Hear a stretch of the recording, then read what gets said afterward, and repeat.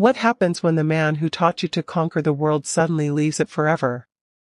For Donald Trump, the day his father died in 1999 was the day his world grew quieter than ever before.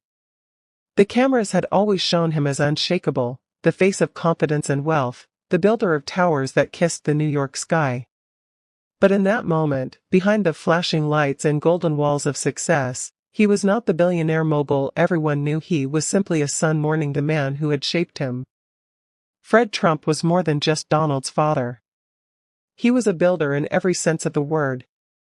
From the early days in Queens, Fred laid bricks not only for the homes of countless families, but also for the foundation of his son's character. He was disciplined, firm, sometimes even demanding. To outsiders, he was a successful real estate developer. To Donald, he was the stern voice that reminded him that life was not about excuses, but about results. Their relationship was complex, often filled with the weight of expectations, but it was also rooted in an unspoken love that only deepened with time. Donald grew up under that shadow, learning lessons that were never written in books but carved into the rhythm of daily life. He watched his father work tirelessly, commanding projects, walking through construction sites with determination in his eyes. From him, Donald learned that ambition had to be matched with hard work, that success was earned with persistence. Every deal, every tower, every signature on a contract carried the echo of Fred Trump's teachings. When Fred passed away at the age of 93, it was as though an anchor had been pulled from Donald's world. The man who had been there at every milestone, guiding with both discipline and pride, was suddenly gone.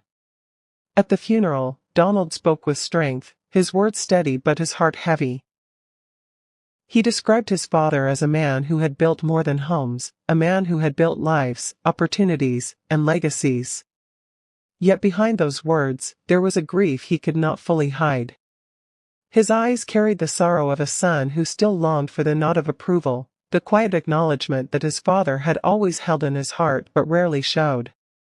It was a moment that stripped away the public image and revealed something deeply human. The world saw a billionaire with power and fame, but on that day he was only a grieving son, confronting the silence left behind. Losing Fred was not just about losing a parent, it was about losing the compass that had guided him through every storm. Even after his father's passing, Donald admitted that whenever he built something new, whenever he stood before a crowd or signed a deal, he thought of Fred. It was as though the presence of his father still lived in every achievement, still whispered through the walls of every building that bore the Trump name.